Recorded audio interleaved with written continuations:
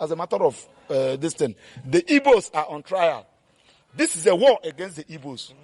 Of course, you are here when the president ordered the police and the army to go and negotiate and have a discussion with the terrorists and the non-bandits in this town. With their arms. And somebody that is exercising his rights as given to him by the Constitution, both local and international legislations, and you say that he should enter trial. Trial for what? What is it? What are you trying for? Do you have even jurisdiction? Does the court have jurisdiction to entertain this particular matter?